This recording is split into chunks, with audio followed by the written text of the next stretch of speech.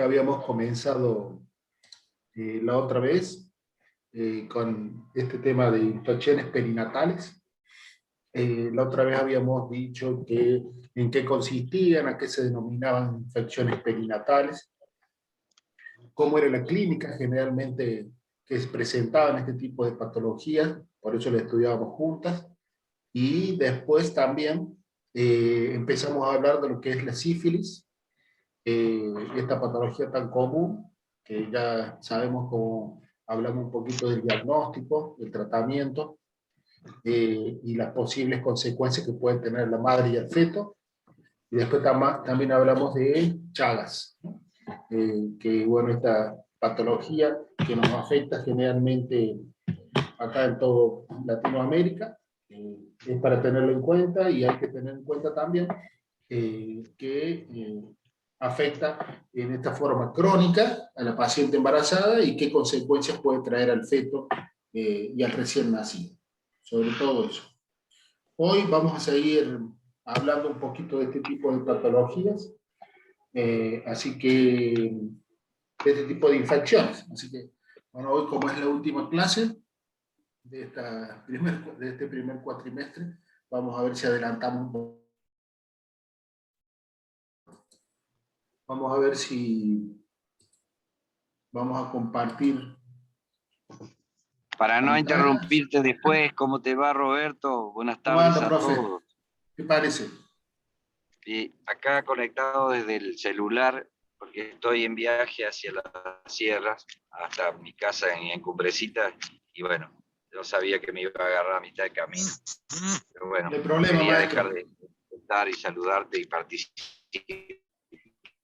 Perfecto.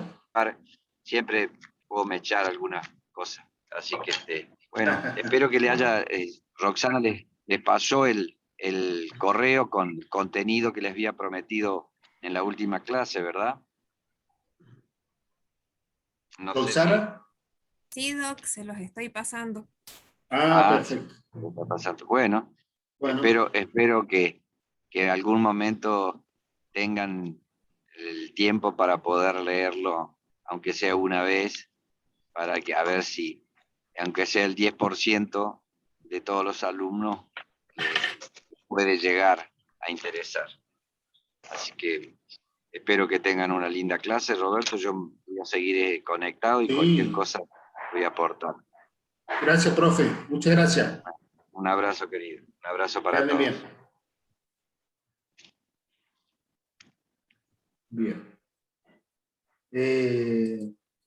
Les decía que vamos a tratar de seguir viendo este tipo de patologías infecciosas que pueden afectarlo al feto, por ende primero, digamos, al feto y también a la madre, ¿no? Y si empezamos a hablar lo que es el HIV o SIDA perinatal, podemos decir fundamentalmente que en los últimos años se ha progresado mucho en el conocimiento sobre las vías de transmisión vertical del HIV y los modos de prevenirlo fundamentalmente. Y como consecuencia se han producido cambios en el manejo en la parte obstétrica y infectológica de la paciente embarazada HIV positiva, ¿no? Entonces tenemos que entender que la categorización del estadio de infección materna para la administración del tratamiento antirretroviral adecuado y también la implementación de distintas medidas destinadas a minimizar el contacto del feto y el recién nacido con sangre y otros fluidos corporales maternos, ¿no es cierto?, ha permitido, ¿qué cosa?, disminuir la transmisión vertical al menos al 2%. Entonces, para avanzar en esta reducción es necesario siempre implementar programas de diagnóstico que sean tempranos en la embarazada, disponer de un laboratorio especializado, disponer de tratamiento con drogas antirretrovirales y, por supuesto, un equipo de salud perinatal que sea multidisciplinario, fundamentalmente entrenado para el manejo de estos tipos de pacientes. Sabemos, no nos vamos a poner a hablar de la epidemiología a nivel mundial, pero fundamentalmente sabemos que lo que es esta patología en todo el mundo. Pero en el caso específicamente nuestro, a nivel de la concepción, el asesoramiento preconcepcional va a ser muy importante. ¿Y por qué, doctor, va a ser importante? Y porque además de los consejos generales que antes de la concepción, que habitualmente le damos a cualquier mujer en la vida reproductiva, estas pacientes infectadas con HIV específicamente tienen necesidades específicas que deben ser tenidas en cuenta por el médico. Y debido a que muchas mujeres saben que están infectadas previamente, puede haber oportunidades para abordar con ellas este tema previo al embarazo. No es lo común, no es lo habitual, no es lo que generalmente sucede, pero estas situaciones que tienen un impacto importante en el embarazo, antes de la concepción, durante el cuidado que el médico le hace, o por su infectólogo que la está tratando. Entonces siempre vamos a tener que hablar con este tipo de pacientes y se le van a recomendar temas específicamente de la atención preconcepcional. ¿Como cuáles, doctor, por ejemplo? Y, por ejemplo, elegir métodos anticonceptivos apropiados, ¿no es cierto? Y efectivos para reducir la posibilidad de embarazos no deseados. En el caso de que tengamos ya el diagnóstico previo de la paciente HIV positiva. Los médicos siempre deben estar al tanto de las interacciones, del tratamiento antirretroviral que la paciente está teniendo, y las interacciones que pueden tener con las hormonas, en el caso que tenga alguna, anticonceptivas que la mujer esté tomando, ¿no es cierto? Otra de las cosas es aconsejar sobre las prácticas sexuales seguras, ¿no es cierto? Que prevengan la transmisión del HIV a sus parejas sexuales, fundamentalmente.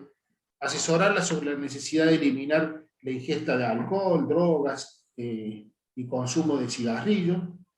Educar sobre todo, ¿no? Y aconsejar a las mujeres sobre los factores de riesgo por la transmisión perinatal del VIH y cuáles son las consecuencias que pueden traer al feto. Y también aconsejar con respecto a las opciones reproductivas disponibles también. Por ejemplo, hoy en día vemos muchas pacientes con inseminación intrauterina o intravaginal para prevenir la exposición de una pareja no infectada, por ejemplo. Cosas que a lo mejor los tocoginecólogos de hace 20 años atrás no veían con mucha asiduidad, pero hoy es bastante, se está tornando bastante común el hecho de ver en nuestros consultorios, digamos, pacientes que a lo mejor solteras, que vienen con ovodonación o con fertilización in vitro, inseminación intracitoplasmática. Cualquier paciente puede venir, mayor de 35, 40 años, que han decidido no solamente que tengan una pareja, que tengan un problema de esterilidad con la pareja, sino que hayan decidido por sí mismos ser madres. Y bueno, nosotros siempre digo yo, ¿no? Nosotros no somos jueces para juzgar si está bien, está mal, somos médicos, y esa es la realidad que vivimos hoy como médicos. Entonces, en ese contexto que nosotros tenemos que tener en cuenta, podemos decir fundamentalmente cuál sería el riesgo, ¿no? ¿Cuál sería el posible riesgo para la embarazada? Por allí, si tenemos que, en ciertos estudios realizados, por ejemplo, ya sea en otros países como Europa, Estados Unidos, no han demostrado fehacientemente que la infección del VIH afecte en el curso del embarazo, ¿no? Al embarazo propiamente dicho. Sí, en algunos casos puede provocar parto prematuro, restricción del crecimiento intrauterino, muerte intrauterino, o por ejemplo otras patologías en los casos específicos que tenga una paciente HIV positiva. Y también no hay que dejar de lado de pensar que es probable fundamentalmente que las malas condiciones económicas, ¿no? El pobre control prenatal, el uso de drogas y otras condiciones existentes en la paciente, sean las causas también de esta diferencia, ¿no? No se ha demostrado una mayor incidencia de malformaciones congénitas entre las embarazadas infectadas por el VIH. Entonces, el riesgo fundamentalmente para el recién nacido, doctor, ¿cuál podría ser? Y la infección por HIV puede transmitirse al recién nacido intraútero, recuerden, durante el trabajo del parto y en el posparto a través de la leche materna. Hay que tener en cuenta que en la era previa a la profilaxis antirretroviral, que ya vamos a hablar, ¿no es cierto? La bibliografía siempre informaba un riesgo de transmisión vertical de un 15% en países de Europa fundamentalmente, un 2% en Estados Unidos y un 40 o un 50% en África. Entonces ahí tenemos que los países subdesarrollados no solamente vamos a tener inconvenientes por la infección propia del HIV, sino también por las condiciones socioeconómicas en las cuales va a vivir esta paciente. Tengamos en cuenta que estas diferencias, ¿no es cierto?, en el riesgo de la transmisión, seguramente se van a relacionar con la tasa de parto prematuro, la incidencia de enfermedades de transmisión sexual, coriomionitis, una carga viral materna durante el embarazo alta, y la tasa de alimentación al pecho materno de la población analizada, ¿no? Por eso salieron estos porcentajes. Pero otra cosa es cuando ya aparecieron los antirretrovirales, ¿no? Entonces hay que tener en cuenta que la carga viral materna durante el embarazo, según hay muchos análisis publicados, que es muy importante, y se ha correlacionado esto con el riesgo de infección perinatal. Entonces, con cargas virales menores a 1000 copias por mililitro, por ejemplo, el riesgo de una infección es de un 0 a un 5%. Entonces, actualmente, ¿cuál es el objetivo? Que llegar al parto con una carga viral que sea casi indetectable. Eso sería lo importante hoy. Entonces es muy importante el manejo acá del obstetra, del médico clínico y obviamente del infectólogo, ¿no?, que esté siempre al lado nuestro. Entonces todas aquellas situaciones que van a aumentar la exposición del feto, ya sea sangre o secreciones vaginales, maternas, van a desempeñar un papel importante en la transmisión perinatal, ¿no? Esto es importante tener en cuenta, porque cuando nosotros tenemos un embarazo controlado, con un diagnóstico que a lo mejor lo realizamos en el embarazo en el primer trimestre, y lo confirmamos en el primer trimestre, bueno, porque la paciente por ahí nos va a preguntar, doctor, yo sé que a lo mejor este tipo de medicamentos puede traerme alguna complicación a mí o a mi bebé, porque yo he leído que puede provocar alteraciones en el feto. Entonces, es importante por ahí saber estos porcentajes. Es importante saber que la disminución que se produce por esa transmisión vertical, por el hecho de que la madre toma los antirretrovirales, es muy importante. Que por ahí pasa de un 40%, un 35% o un 25%, según diferentes estudios, a un 2%, si la madre toma adecuadamente los antirretrovirales, y el número de copias en sangre de la carga viral es menor a 1000. Entonces, miren qué importante es realizar un tratamiento en una paciente embarazada con HIV positivo. También se habló mucho de la lactancia, ¿no? La lactancia que tiene un claro rol en la transmisión perinatal. El riesgo estimado es del 14%, por ejemplo, para los hijos de madres con infección que ya tenían previamente establecida, y un 29% para los niños cuyas madres adquieren la infección durante la lactancia. Eso es importante tenerlo en cuenta. Y el riesgo, por supuesto, aumenta con la duración de la lactancia y cuando coexiste una carga viral materna alta, y se trata sobre todo de recién nacidos prematuros. O sea, son todas cosas que vamos a ver que van a aumentar ese riesgo de transmisión madre-hijo. Este cuadro me pareció importante mostrarles que justamente habla de esto, ¿no?, de la manifestación vertical del HIV. Y, por ejemplo, si nosotros tenemos que la transmisión se va a producir intraútero, ¿en qué caso sería? Ya sería por mecanismo de vía hematógena transplacentaria. ¿Cuál es el riesgo para el recién nacido? Un 25 o un 40%. Si en el momento en el periparto de la infección, ya sea por transfusión madre-hijo, contacto piel y mucosas recién nacido con sangre o fluidos vaginales maternos, el riesgo de infección es un 60 a un 75%. Y en el posparto, ya sea por ingestión de virus, ya sea en forma intra o extracelular, presente en la leche materna, un 12 a 14%. Que esta infección materna, si se infecta la madre, miren esto es importante tener en cuenta, que si la infección de la madre se produjo durante el amamantamiento, este riesgo para el recién nacido pasa a un 29%. Entonces, frente a este cuadro, ¿cuáles podríamos decir que son las manifestaciones clínicas en la embarazada o en el recién nacido? Y bueno, ustedes saben que en la embarazada, cuando se trata de pacientes que no están tratadas o en el tiempo que transcurre entre la infección y la aparición de los síntomas clínicos, ¿cuánto puede oscilar más o menos la aparición? Y por ahí, desde pocos meses, por ejemplo, hasta años, 17 años, con una media de 10 años. O sea que por ahí la infección puede pasar totalmente asintomática.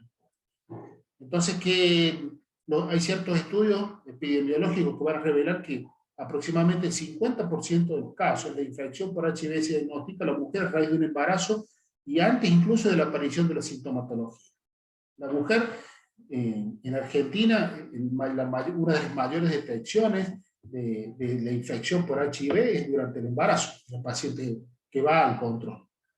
Por eso es tan importante para nosotros el hecho de controlar la serología y lo que hablamos en el control prenatal, ¿no? De que lo primero que tenemos que hacer, mínimamente pedimos un laboratorio por trimestre, dijimos, y que en el laboratorio que vamos a pedir la serología, bueno, el HIV es uno de los que vamos a solicitar siempre, apenas controlemos, digamos, la paciente embarazada.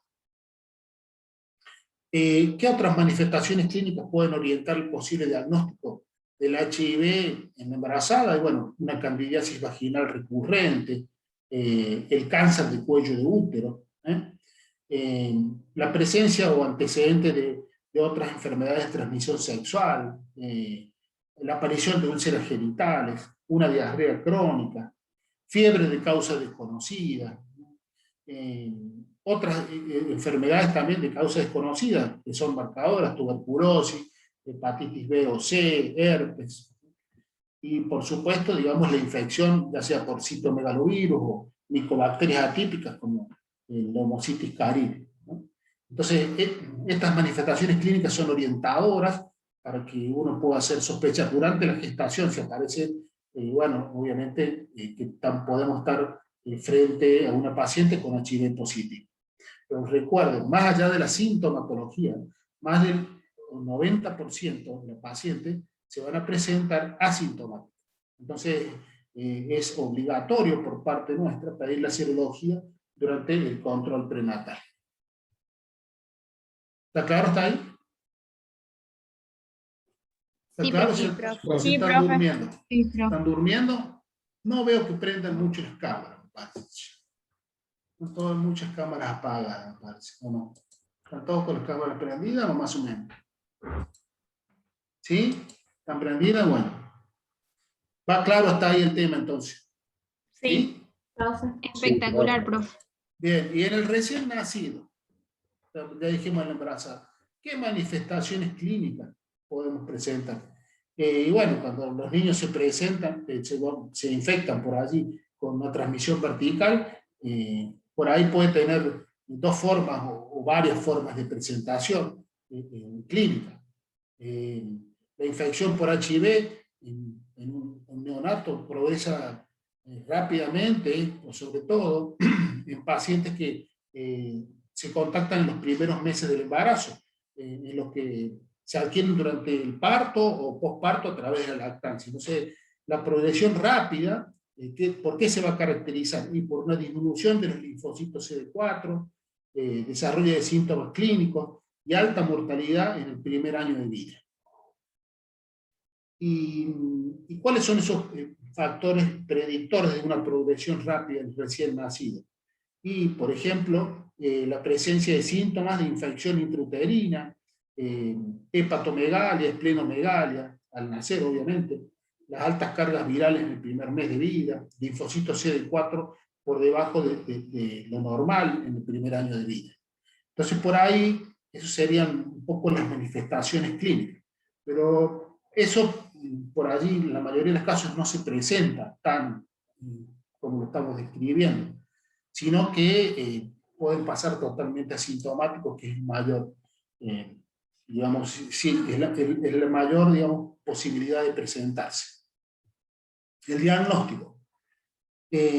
Como toda patología tenemos que ver, entonces, el diagnóstico, como siempre decimos que de infección por VIH, debe ser parte, sobre todo, de las pruebas de control prenatal. Entonces, la detección por infección por VIH es particularmente importante, no solamente por la salud de la mujer, sino también por las intervenciones que nosotros tenemos que hacer como médicos obstetras y las intervenciones a través del infectólogo, que van a reducir significativamente esa transmisión vertical, ¿no? Entonces, por allí, a toda mujer embarazada, acuérdense que nosotros empezamos a controlar en el primer trimestre, debemos hacer el diagnóstico. Entonces, debemos hacer el diagnóstico. Pedimos la serología para HIV en el primer trimestre, puede darnos positiva, acuérdense que pedimos dos ELISA, el test de ELISA IgG positiva, y siempre tenemos que confirmar con un test de Western blot, que no sabemos de antemano, o sea, serían 2 ELISA y un Western blot en forma confirmatoria. Pero que nos dé negativo, y nosotros por allí a lo mejor tenemos una paciente que a lo mejor tiene su vida, tiene ciertos factores de riesgo que nos pueden hacer sospechar de una posible futura infección, tenga o no lo tenga, nosotros una vez por trimestre tenemos que pedir el HIV, una vez en el primer trimestre, una vez en el segundo trimestre y una vez en el tercer trimestre. ¿Estamos? ¿Está claro? Claro, claro. Entonces, ¿cómo hago el diagnóstico? IgG de ELISA, le hago 2 pruebas, las 2 pruebas me dan positiva y confirmo con un Western blot. ¿Claro? Sí, doctor. Entonces, ¿qué hacemos cuando diagnosticamos una paciente HIV positiva? Bueno, obviamente se le debe informar a la paciente, y sobre todo las implicancias médicas que puede tener, sociales, psicosociales, el comportamiento que tiene que traer aparejada la infección, sobre todo a la pareja de ella, el riesgo de transmitirla al recién nacido, y cuáles son las posibilidades de prevenirla. Entonces, es muy importante la charla esta con la paciente, porque a lo mejor ella no se sabía enferma ni nada, entonces de repente ella va para un control de un embarazo normal y nosotros estamos haciendo un diagnóstico de una patología infecciosa que ella desconocía. Entonces, tiene que ser muy importante esa relación médico-paciente para poder llegar adecuadamente y para explicarle el porqué, digamos, de las medidas que tenemos que empezar a tomar, no solo para beneficio de su salud, sino para el beneficio también de la salud del recién nacido. Entonces, como decimos, toda paciente que va a ingresar, digamos, al centro obstétrico, por ejemplo, siempre debe tener el test de HIV.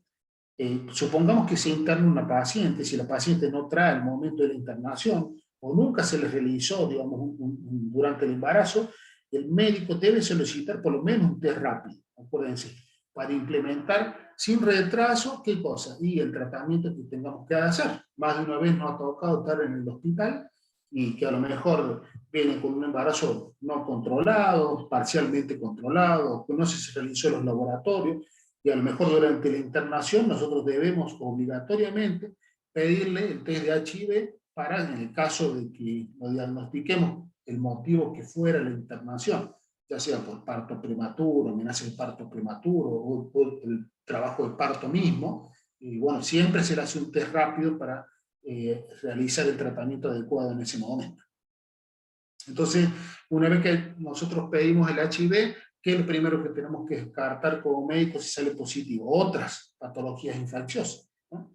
Como sífilis, hepatitis B, ¿no? Decirle que la pareja también tiene que realizarse, ¿eh? Y ver si tiene o no conductas de riesgo la pareja. Entonces, en cuanto al diagnóstico de la madre, ya lo saben, ¿no? Pedimos IgG de ELISA, 2 muestras, Da positivo, confirmamos con el Western blot. Y el recién nacido, doctor, y en la infección, digamos, en los casos del recién nacido, se va a realizar a través de métodos ya directos, ¿no? De detección de, ya sea de ADN viral, con PCR, o el cultivo propio del virus, ¿no? Una prueba positiva va a plantear el diagnóstico presuntivo y debe ser confirmada con una prueba confirmatoria lo antes posible.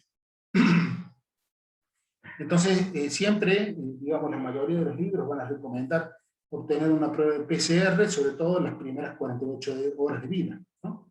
En estos casos no es conveniente utilizar sangre del cordón, ¿no? Por la posibilidad de contaminación con la sangre materna. Entonces, siempre un resultado positivo en las primeras 48 horas de vida va a identificar a los niños que se han infectado intraútero. ¿Está claro eso? Sí, profe. Sí, doctor. Sí, profe. Sí, profe. Sí, profe. Bien, Doctor, 10 entonces. después de las 8 horas de vida, dijo, disculpe, no escuché bien. ¿Cómo, mi amor? Después 48. de las 48 horas de vida. Bien, Sí, mi amor, gracias. 2 días. ¿Qué es lo que nosotros tenemos que tener en cuenta acá? O tratar de evitar, o de que se trate lo menos posible de presentar. Esto, prevenir la transmisión vertical, ¿no? Desde 1994 quedó, esto es importante, quedó demostrado que la administración de sidobudina, que es el AZT, a la embarazada y al recién nacido, disminuye el riesgo de transmisión perinatal de HIV en un 70%. Escucharon, ¿no? 70%. O sea que el AZT, tratada a la madre y o el recién nacido, va a disminuir un 70% la posibilidad de transmisión vertical. Bien, doctor. Después de ello, digamos, ¿cómo serían los tratamientos generalmente que se realizan, ya sea una vez que nosotros hacemos el diagnóstico? En el embarazo, ya sea el parto o al recién nacido, porque lo podemos hacer el diagnóstico en esos 3 diferentes tiempos, ¿no? Acuérdense que por ahí no todas las pacientes son adecuadamente o correctamente controladas, ¿no? Si durante el embarazo, ¿qué es lo que le damos? AZT, dijimos, bien. ¿Cuánto? Vía oral, muy bien. 500 miligramos, 2 veces por día, o sea, cada 12 horas. ¿Desde cuándo, doctor? Desde la semana 14, digamos, hasta las 34 semanas de gestación, pero hoy en día se ha visto que hasta la finalización del embarazo se debe seguir con el tratamiento del AZT. Entonces, a la paciente embarazada, una vez que yo le diagnostico el HIV positivo, le confirmo, empiezo tratamiento, sí señor. ¿Cómo le va a dar? AZT 500 miligramos cada 12 horas durante toda la gestación hasta la finalización del mismo. ¿Qué hacemos intraparto, doctor? O sea, cuando ya llegamos a un embarazo externo y sabemos que tenemos que finalizar ese embarazo. Y ahí damos, independientemente si tenga o no tratamiento previo, AZT por vía endovenosa. Le colocamos a la madre, ¿cuánto es la dosis? 2 miligramos kilo, a pasar todo en una hora, en un goteo rápido, con una dosis de carga en primera instancia. Y luego pasamos 1 miligramo kilo hora hasta el alumbramiento, en el caso que vamos a ver las vías de finalización del embarazo. Pero por ahora vamos aprendiendo esto. Yo hago diagnóstico de un HIV positivo durante la gestación y empiezo con tratamiento. Sí, doctor. Después de la semana 14 ya le doy AZT 500 miligramos cada 12 horas hasta la finalización del embarazo. Y cuando estoy por finalizar el embarazo, ¿qué le doy? AZT también ya endovenoso, por vía endovenosa, que ahí tienen las dosis. Vamos a repetir. Y una vez que nace el niño, doctor, también se le hace tratamiento, ¿Y con qué se le hace? AZT, jarabe, y el recién nacido, 2 miligramos kilo dosis, ¿no? Cada 5 horas, ¿durante cuánto tiempo? Y 1 mes y medio, aproximadamente 6 a 8 semanas. ¿Y desde cuándo? Y desde las 8 horas de vida aproximadamente. Si no lo tolera por X motivo al tratamiento, si el tratamiento se lo hace por vía endovenosa. ¿Está claro? Sí, doctor. ¿El tratamiento endovenoso también es por el mismo tiempo o es menor? No, entonces siempre es todo por el mismo tiempo. Lo que pasa es que a lo mejor no tolera en las primeras horas, los primeros días, pero después sí va a empezar a tolerar. Eso el manejo ya lo maneja el reumatólogo. ¿Mm? ¿Está claro? Entonces, pero acá este cuadro me gustó colocárselo para que sepan que no hay una sola droga. En el HIV hay un montón de drogas y cada vez hay drogas mucho más nuevas. Incluso los amigos infectólogos siempre nos están informando sobre esto. Pero cuadros, ustedes van a ver, lo que hablamos recién, que son las dosis, en el momento en que nosotros hagamos el diagnóstico. Esto es para que ustedes sepan que hay otras drogas, la meviparina, el 3TC, el abacavir, son todas otras drogas que también son de uso importante en la gestación, pero el que más se usa, van a ver siempre en todos los hospitales públicos y en la mayoría de las partes privadas, es el AZT. Esto es importante, porque cuando nosotros damos una medicación, tenemos que saber por qué la damos y para qué la damos, ¿no? Entonces tenemos que saber la efectividad de esa medicación. Entonces mira, ahí miren, en ese cuadro, ¿qué dice? Que la efectividad de la AZT en la prevención de la transmisión vertical. Si lo damos desde el comienzo del diagnóstico, todo durante el control del embarazo, en toda la parte prenatal, la tasa de transmisión va a ser casi un 6%. Intraparto, o sea, si únicamente le damos intraparto, 10% la tasa de transmisión. Y si le damos, miren, solo el recién nacido, a lo mejor no lo dimos, pero con menos de 48 horas de vida, le hacemos el tratamiento con AZT, casi un 10%. Y si le damos solo al recién nacido con más de 3 días de vida, casi eso se eleva a un 19%. Y en el caso de que los binomios no recibieron ningún tratamiento, casi un 30% el riesgo de transmisión vertical. Entonces, por ahí cuando le digan como médico por qué vamos a dar estos medicamentos que por ahí tienen ciertas características que pueden traerle a la madre o complicaciones que pueden traerle al recién nacido, y bueno, con estos números yo creo que está más que tolerado el hecho de que por qué nosotros tenemos que indicarlo durante la gestación, ¿no? En cuanto a los tratamientos, específicamente, estos tratamientos antirretrovirales, con la sigla STARGO, acuérdense, durante el embarazo, antes de iniciar el tratamiento, siempre es necesario informar a la paciente, ¿no? En forma clara, por eso lo que estábamos diciendo, sencilla, sobre los resultados obtenidos a partir de la administración de esta medicación específica. Los efectos potenciales a corto y a largo plazo de la medicación utilizada en el feto y en el recién nacido. Entonces, siempre es importante explicarle a la paciente esto. Entonces, los números y los porcentajes y la seguridad, la eficacia de los tratamientos antirretrovirales durante el embarazo es un área de continua siempre investigación actualmente. Por lo cual, las recomendaciones siempre se van modificando permanentemente, ¿no? También tenemos que tener en cuenta las diferentes situaciones a las que nos enfrentan. Deben siempre, como el profe dice, ver riesgo-beneficio, ¿no? O sea, siempre tratar de tener en cuenta la necesidad de tratamiento a la madre, además de la prevención de la transmisión vertical de madre-hijo. La recomendación para uso de este tratamiento, siempre debido a que por allí el mayor porcentaje de transmisión ocurre cerca del momento o durante el trabajo de parto, y los niveles de carga viral plasmática se correlacionan, como estamos viendo, con el riesgo de transmisión. Se recomienda el uso de tratamiento antirretroviral combinado en cualquier momento del embarazo luego de las 14 semanas.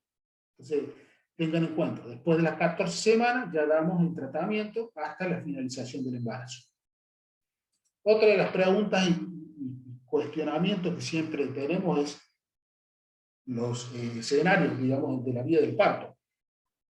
El manejo médico óptimo durante el embarazo, obviamente que debe incluir estos tratamientos antirretrovirales que van a suprimir o disminuir la carga viral a niveles idealmente que no sean detectables, ¿no?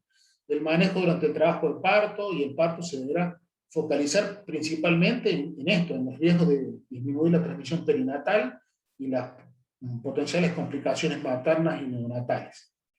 Se ha visto que la cesárea electiva, por ejemplo, reduce un 50% la posibilidad de transmisión de VIH, independientemente de los otros factores asociados, tales como recibir pruebas antirretrovirales, el peso del recién nacido o el estadio de la infección materna.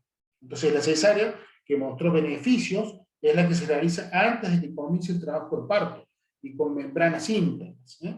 Y por allí se desconoce actualmente el valor agregado de la cesárea en mujeres con tratamiento, con carga viral indetectable al final del embarazo. Por eso es importante que sepan que medicina, como dice el profe, siempre es cambiante. Vamos actualizando o no, lo que ayer era así, hoy puede ser no. Y hoy también se está viendo la posibilidad de que si es una gran multi para ver la paciente, si a lo mejor ha hecho un tratamiento adecuado, tiene una carga viral indetectable o de cero, y bueno, hasta se puede hacer una prueba de parto, para un parto normal.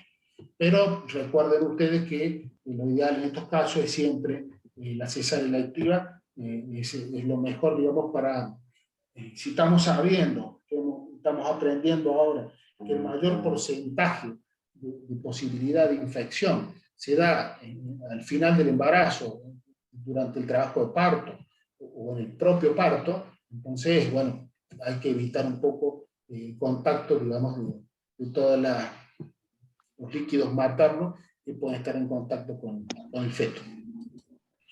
Entonces, Sí, por ejemplo, Roberto, sí. Sí, Quería sí, aportarte que los últimos boletines de FLASOG sí, hablan, sí, hacen hincapié en lo que vos dijiste, que es hacer un trabajo de parto espontáneo. Si la carga viral es baja, el recuento de CD4 es bajo, entonces se puede permitir el trabajo de parto. Y lo otro es que si la bolsa se rompe antes del trabajo de parto, o si se rompe durante el trabajo de parto y va a llevar más de 6 horas, eso es conveniente operarla porque allí es donde tiene mayor posibilidades de transmisión vertical. Primero, la carga viral. Si la carga viral es baja, uno puede permitir el trabajo de parto espontáneo. Si la carga viral es alta, es conveniente la cesárea. Si el paciente entró en trabajo de parto, lo ideal es que no pase los 5 o 6 centímetros y que no rompa la bolsa, porque si no, por más que después la operemos, la posibilidad de contaminación sería la misma. Entonces, si yo no tengo una carga viral alta y no pude operarla antes de que comience el trabajo de parto, la cesárea no estaría solucionando el problema. Si tiene más de 5 centímetros y la paciente rompió bolsa en su casa, empezó con trabajo de parto, lleva más de 6 horas el trabajo de parto, en ese caso no vamos a mejorarle con la cesárea. En ese caso puede tener su parto vaginal. ¿Por qué? Porque es lo mismo que si lo hubiera tenido desde el comienzo o que yo hubiera permitido. ¿Por qué? Porque el trabajo de parto, como decía Roberto, es lo que realmente va a generar una mayor transmisión vertical. Sintetizando, entonces, la cesárea nos da un mejor porcentaje de no contaminación sin saber la carga viral. Si sabemos la carga viral y es baja, podemos permitir un trabajo de parto espontáneo, inducido, etc. Y si la paciente llega ya en trabajo de parto con bolsa rota, con 5 centímetros de dilatación, no la vamos a beneficiar porque la operemos. Al contrario, le vamos a sumar a la transmisión vertical que iba a tener por sí una cirugía. Eso es todo, Roberto. gracias, profe. Está bien. Como el profe siempre dice, estamos refiriendo allí, obviamente que cada paciente, esto nos va a terminar haciendo la reflexión de que cada paciente es especial y es un mundo. Entonces, si nosotros tenemos un embarazo controlado, específicamente, lo controlamos del principio, tiene un tratamiento durante la gestación que fue el adecuado, vamos controlando la carga viral adecuadamente y vemos que va disminuyendo y ha respondido adecuadamente al tratamiento antirretroviral, y obviamente que la vía de finalización del embarazo la estaremos viendo allí, y puede haber varios escenarios que se nos presentan. Por ahí a lo mejor en el hospital puede entrar una paciente con bolsa rota, con un trabajo de parto prematuro, podemos tener una paciente, imagínense, con un diagnóstico de poliomielitis que ingresa, como dice el profe, también una paciente que a lo mejor ya está en trabajo de parto con 5 o 6 centímetros de dilatación, y no sabemos nosotros si tuvo tratamiento o no. Entonces, para no complicarles mucho, lo que nosotros hablamos, y me gustaría que aprendan bien, es lo general. ¿Por qué? Porque después siempre hay muchos escenarios diferentes de cada paciente, que es lo que tendremos que tratar en particular. Lo mismo que el tema de la lactancia, que es bastante controvertido hoy, y que siempre se dijo que cualquiera fuera el esquema de tratamiento que se utilice durante la lactancia materna, siempre habría que estar contraindicada, ya que va a contribuir con un porcentaje importante en la transmisión vertical, aproximadamente un 15%. Por lo tanto, deberá asegurarse la alimentación necesaria a todo recién nacido madre de HIV positivo. Ahora bien, esto por ahí hoy los neonatólogos también tienen, digamos, su consenso, porque en países a lo mejor donde la pobreza es muy alta, bueno, nosotros cada vez nos estamos pareciendo más a África en nuestro país, pero digamos, por allí, sí, a lo mejor la madre no tiene otra cosa que darle la teta. Entonces la lactancia, por ahí se ha visto en países, incluso se estudió en países de África, que a lo mejor, digamos, era preferible que dieran la teta, porque no tenían otro alimento el niño, si no se iba a morir de hambre, digamos, ¿no? Por desnutrición. Entonces siempre, todo en medicina, tenemos que tener la balanza de costo-beneficio. Ahora bien, si ustedes, digamos, universitariamente nosotros les preguntamos qué pasa con la lactancia en el HIV, bueno, obviamente tiene que decir que es lo posible, hay que inhibir la lactancia y tratar de dar la alimentación adecuada, digamos, al recién nacido, ¿no? Pero teniendo en cuenta este punto que es muy importante, que hoy se está evaluando mucho en todo el mundo. Como para hacer algunas reflexiones finales sobre este tema, hay que tener en cuenta que aprendamos y nos enfoquemos en eso, nosotros como médico general, que realizar la prueba de detección de HIV a todas las embarazadas en el primer control prenatal. No se puede ir ninguna paciente que llegue para un control de embarazo sin que nosotros, digamos, hagamos una prueba de detección, ¿no? Y sobre todo, bueno, si el paciente es de alto riesgo, y tener en cuenta que ese screening lo hacemos en el primero, en el segundo y en el tercer trimestre. Siempre solicitar a la pareja sexual, digamos, la detección de las enfermedades de transmisión sexual, si nunca antes ha sido evaluado, si presenta alguna conducta de riesgo, serología para VIH, para sífilis, para hepatitis B, hoy también para hepatitis C, independientemente de los resultados maternos, y al menos una vez desde que están juntos, ¿no? Siempre hay que decirlo, porque siempre estos estudios serológicos en la pareja se pueden repetir si alguno presenta alguna conducta de riesgo.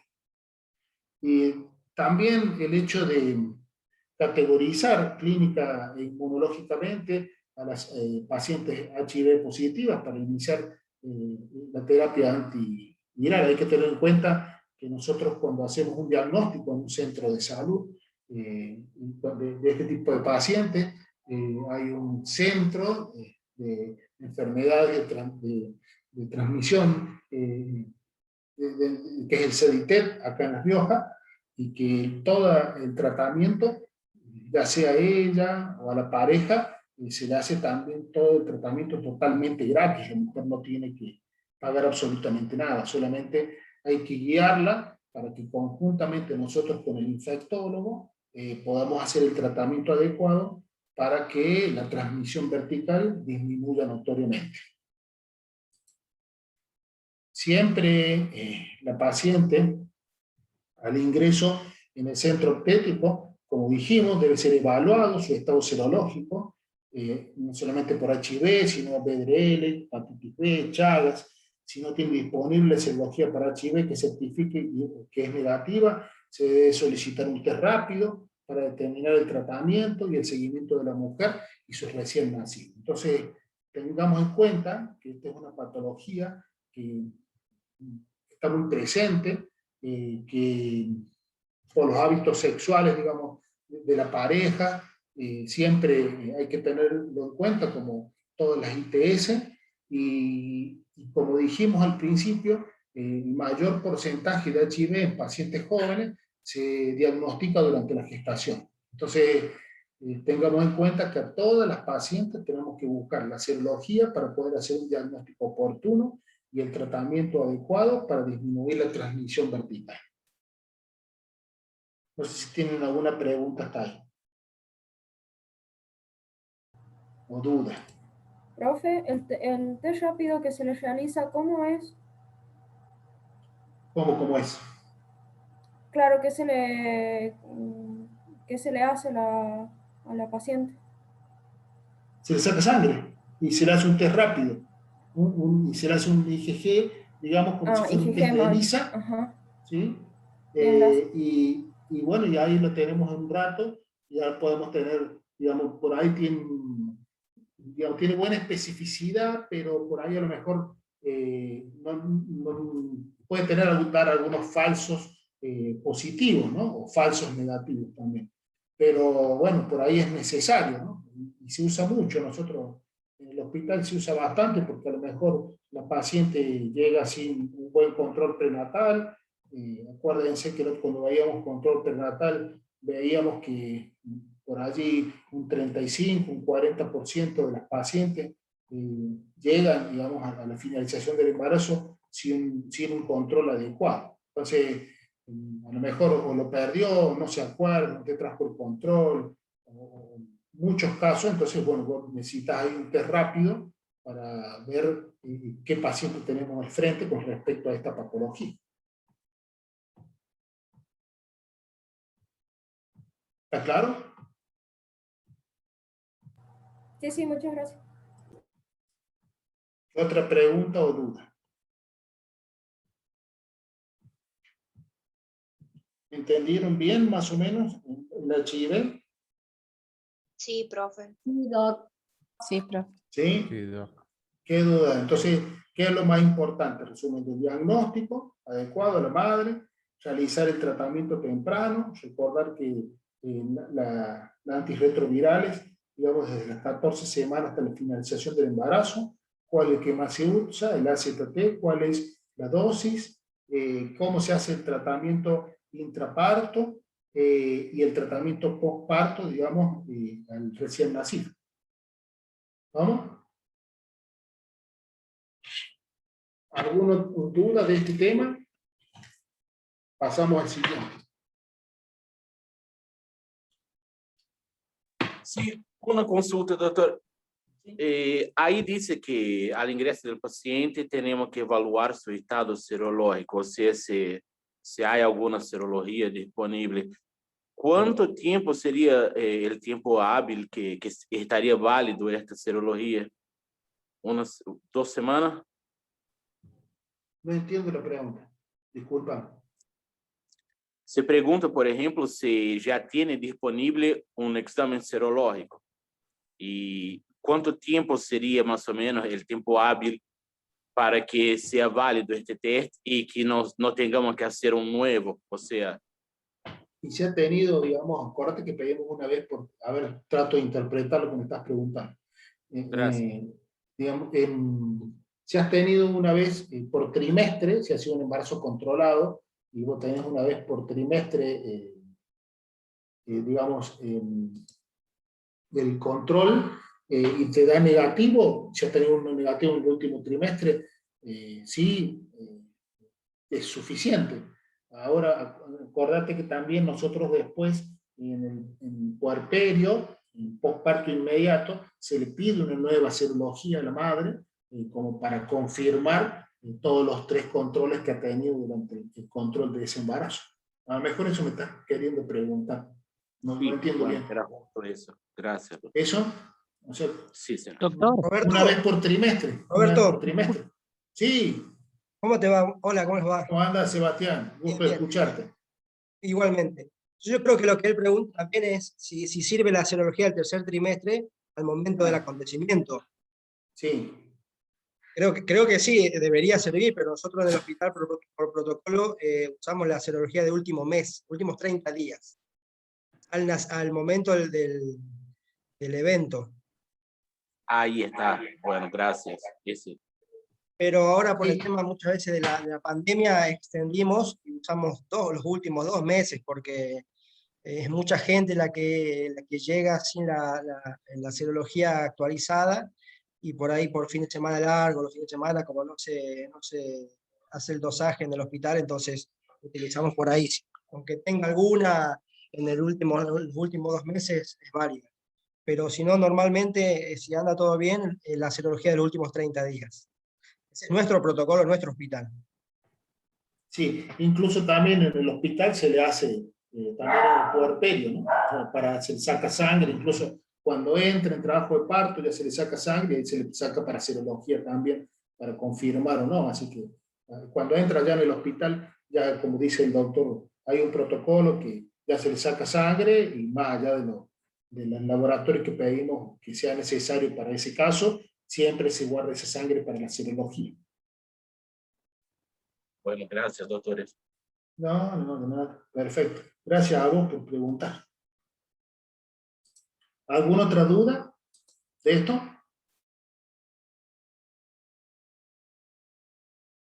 Hablen ahora, callen para siempre. Bueno, vamos a ver hepatitis B, hablar un poquito. La hepatitis B, fundamentalmente, recordemos que por allí, si lo tenemos, podemos diferenciarla como la 5ª causa de muerte de origen infeccioso en todo el mundo. Miren qué importante, ¿no? Y constituye por ahí un verdadero problema para la salud pública. ¿Y cuáles son las principales causas que puede finalizar esta patología? Bueno, una cirrosis, ya saben ustedes, o una hepatopatía crónica. Entonces, se ha aprendido que por ahí el virus de la hepatitis B tiene propiedades oncogénicas, ¿no? Entonces, las personas que padecen en forma crónica esta infección tienen hasta 250 veces más riesgo de desarrollar cáncer hepático que la población general. Por eso es tan importante el diagnóstico. Y se calcula que aproximadamente un 5% de la población mundial está infectada. Y del 20 al 40% la adquiere por la transmisión vertical. Entonces, si hablamos específicamente de lo que nos interesa a nosotros, la transmisión perinatal, entonces origina un importante número de portadores crónicos, y por eso es una razón epidemiológica que se perpetúa la circulación del virus. ¿Cuál sería la importancia para nosotros como, digamos, políticas de salud, lograr implementar estrategias que van a evidenciar, que eviten la transmisión perinatal, y de esa manera tratar de producir un cambio en la epidemiología normal de esta enfermedad. Por suerte que desde hace más de 20 años se cuenta con una inmunoprofilaxis efectiva, y esta quizás sea una de las herramientas más importantes para un buen control de esta patología de la hepatitis B. Fundamentalmente de esta enfermedad se conocen 4 vías de transmisión. Una puede ser la vía parenteral, que es a través de compartir agujas, jeringas y productos sanguíneos infectados, ¿no? La otra fuente de contagio común es la sexual. Como tercera tenemos la fuente de contagio perinatal o vertical, una madre infectada, que digamos, lo va a infectar al hijo en el momento del nacimiento. Y por otro, también no reconocida por algunos, pero la horizontal, que son los convivientes de personas que están infectadas, ¿no? El virus puede permanecer viable, tener en cuenta de esto, hasta 7 días en distintas superficies y contagiar a través de objetos contaminados. Tengamos en cuenta que en el 35% de los casos, dicen, por ahí no se puede identificar la fuente de infección específicamente. Entonces, la transmisión perinatal puede ser una de las más frecuentes, ¿no? Tengamos en cuenta de eso. Mientras que la sexual y la parenteral por ahí son menos prevalentes. Esto en estudios por ahí en diferentes lugares del mundo. Y las manifestaciones clínicas que puede tener esta patología. ¿Qué pronóstico? Dos cositas. Recordemos que nosotros como elementos, digamos, del sistema de salud, tenemos más riesgo de adquirir esta infección, ¿no? ¿Y quiénes más tienen riesgo? Y bueno, los familiares y convivientes de parejas sexuales infectadas por este virus, las personas que permanecen internadas en centros de cuidado, digamos, crónicos, como geriátricos, instituciones psiquiátricas, lugares de rehabilitación, pacientes también bajo hemodiálisis, los adictos a drogas, ¿no? Tener en cuenta que las personas que utilizan material médico o de odontología sin esterilizar, y obviamente nosotros como personal de salud. Pero, ¿cuáles serían las manifestaciones? Volviendo específicamente a la parte que nos compete a nosotros, que en el embarazo. Tener en cuenta que en el embarazo en general, el periodo de incubación de la hepatitis B es largo, de 1 a 5 meses aproximadamente. Entonces la infección aguda por hepatitis B es sutil muchas veces, casi por ahí no se detecta en la mayoría de los adultos. Aunque a veces puede ser sintomática, ¿no? Generalmente, ¿cuánto, doctor, de eso? Un 30% de los pacientes solamente. ¿Y qué síntomas pueden presentar este 30% de los pacientes que pueden presentar un proceso agudo? Y también inespecíficos, fiebre, ictericia, malestar general, dolor abdominal. Entonces por ahí no son tan específicos los signos, ¿no? No se ha demostrado que los diferentes tipos de hepatitis tengan una evolución clínica más grave durante el embarazo, ni que sean causa de malformaciones fetales. Sí, en cambio, es evidente el incremento de partos prematuros, los embarazos complicados por hepatitis aguda y grave, con compromiso clínico materno. Eso sí, entonces tengamos en cuenta el curso clínico de la hepatitis B en la embarazada no difiere entonces del resto de los adultos, ¿no? El 50% va a cursar en forma totalmente asintomática. Y solo el 30% puede desarrollar ictericia, por ahí porcentajes menores, el 1% va a presentarse con forma fulminante, y un 10% de las embarazadas se van a transformar en portadoras crónicas, tener en cuenta. Las pacientes por ahí sintomáticas después de un periodo de incubación de 2 a 6 meses, ¿qué van a poder tener? Y náuseas, vómitos, malestar general, dolor abdominal, fiebre. Y también saber que la hepatitis B durante el primer trimestre del embarazo no se asocia con malformaciones fetales o abortos espontáneos. Sin embargo, cuando se presenta en el último trimestre, siempre hay algunos autores que van a decir que puede tener un poco mayor de incidencia de partos prematuros. El recién nacido, la transmisión se va a producir en el 90% de los casos, en el momento del parto, y el 5% restante intraútero. Entonces acá vemos que la forma de transmisión, por eso estudiamos todas estas patologías juntas, ¿no? Porque son bastante similar a cómo se comporta el virus del HIV. Entonces, el riesgo de infección perinatal, entonces va a depender fundamentalmente en gran medida de qué, y de la infectividad materna, siempre descartando otro tipo de patologías infecciosas.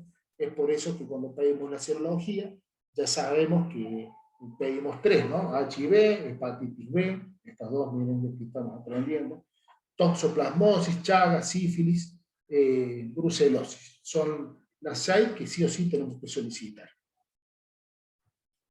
Doctor, y por ahí, ¿cómo podemos hacer el diagnóstico de esta patología? En la embarazada, la serología para hepatitis B, que se denomina antígeno, lo que se busca es el antígeno de superficie para hepatitis B, debe ser solicitada siempre, como decíamos anteriormente, en la primera consulta, junto con la rutina del laboratorio que pedimos en el primer trimestre. Y ahí pedimos, como decíamos, serología para HIV, VDL, Chagas, hepatitis B durante el embarazo, debe vacunarse y repetir el control del antígeno de superficie para hepatitis B en el último trimestre. Esto en el caso que tenga factores de riesgo.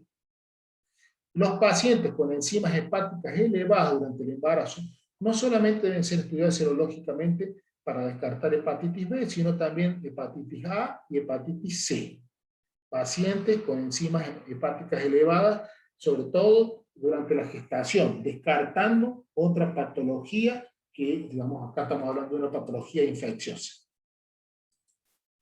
Entonces, si una paciente durante el embarazo yo tengo un aumento importante de las transaminasas, ¿qué tengo que valorar? Y ahí tengo que pedir hepatitis A, IgM para hepatitis A y antígeno de superficie para hepatitis B. Si me da hepatitis A positiva, ya hago diagnóstico para hepatitis A en este caso. Indicaré las medidas sintomáticas adecuadas, haré una profilaxia de los convivientes con globulina intramuscular y el recién nacido solo si el parto es en el periodo de contagio. En el caso que yo tenga antígeno de superficie para hepatitis B positivo, ¿qué hago? ¿Qué tengo? Y tengo diagnóstico de hepatitis B. También, siempre, medidas sintomáticas, profilaxis a la pareja sexual con gamma globulina y también le vamos a vacunar a la pareja sexual. Luego, ¿qué vamos a hacer para controlar? Y solicitamos el anticuerpo anti-hepatitis B en el último mes del embarazo. Si el anticuerpo anti-hepatitis B es negativo, vamos a indicar qué cosa, gamma globulina más vacuna al recién nacido.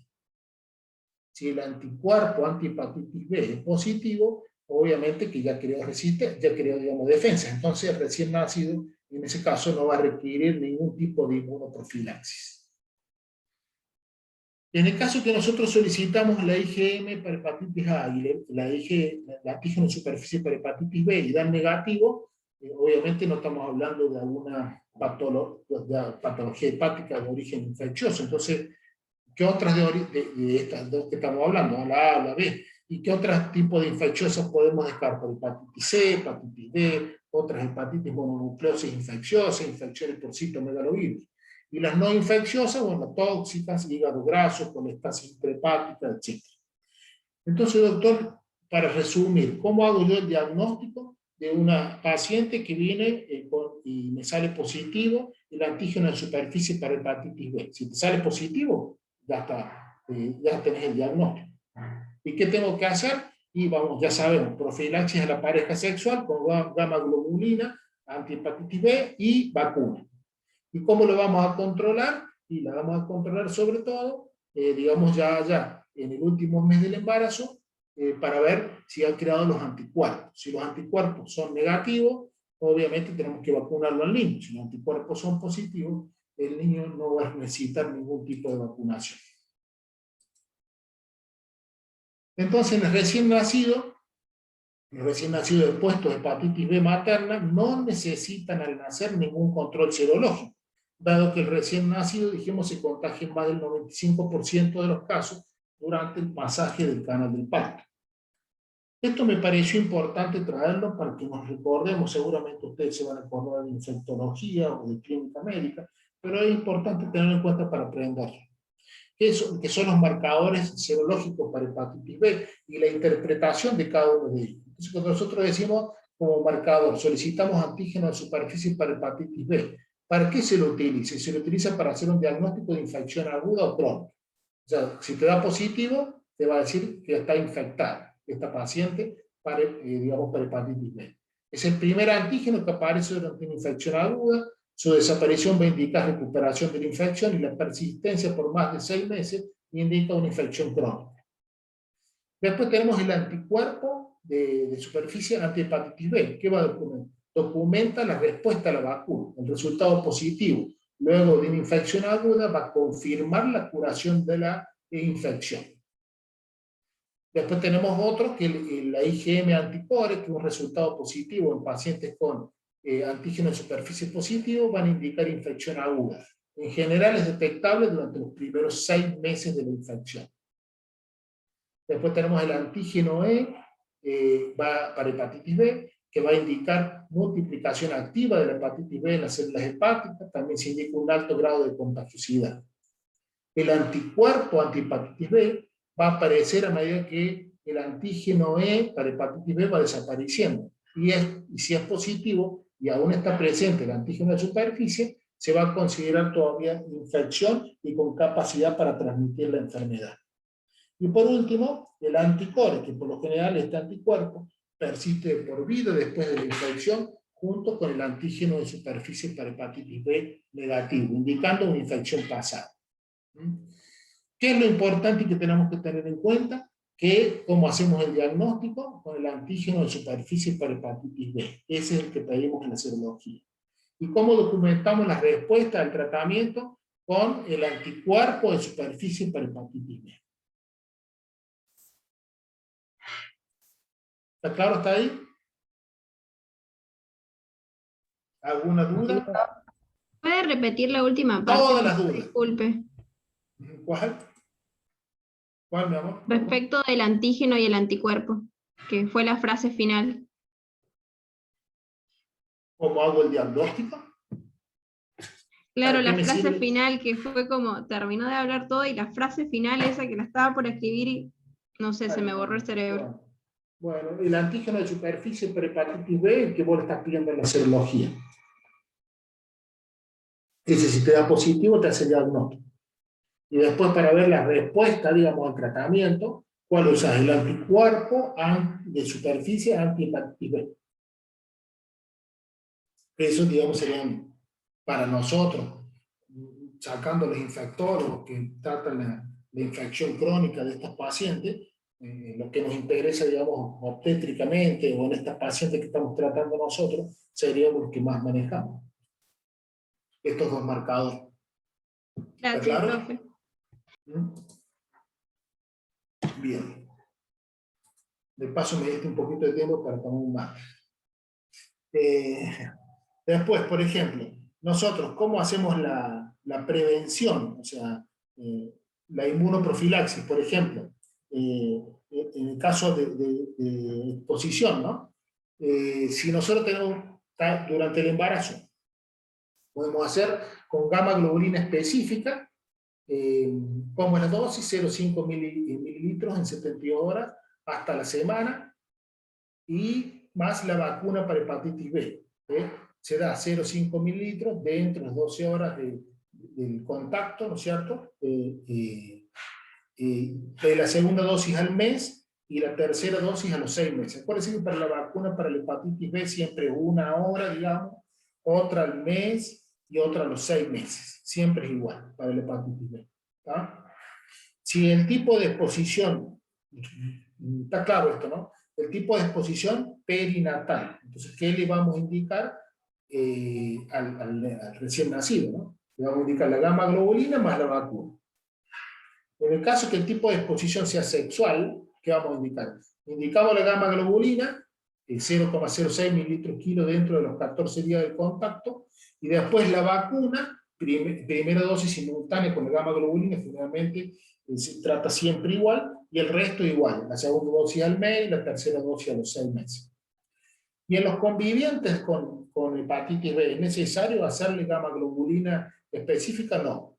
Pero la vacuna, doctor, sí, igual, una hora, otra al mes y otra a los 6 meses. En el caso que, por ejemplo, cómo manejamos, cómo se maneja generalmente la hepatitis B en el recién nacido. Entonces dijimos, en el nacimiento, ¿qué vamos a indicar? Gamma globulina específica más vacuna, que se dan ahora, al mes y a los 6 meses. ¿Y cómo se controla posterior a eso? Y fundamentalmente se le va a colocar al primario y a los 3 meses post-esquema completo, ¿no? Solicitar, ¿qué cosa? Antígeno de superficie para hepatitis B y antígeno de superficie para hepatitis B. Si tenemos el antígeno de superficie para hepatitis B positiva y el anticuerpo para hepatitis B negativa, ¿qué pasó? No creó ningún tipo de defensa. Entonces hubo un fracaso de la inmunoprofilaxis. Entonces tenemos que hacer un seguimiento de ese portador crónico.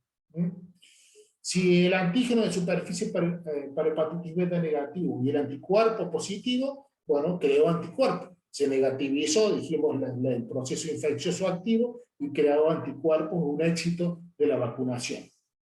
Y en el caso que tengamos antígeno de superficie para hepatitis B negativo y anticuerpo de superficie para hepatitis B negativo, y no pasó nada, digamos, no quedó ningún tipo, entonces hay que vacunarlo de nuevo, igual las 3 dosis, como si nunca hubiera estado vacunado. ¿Está claro eso? Sí, doctor. ¿Sí?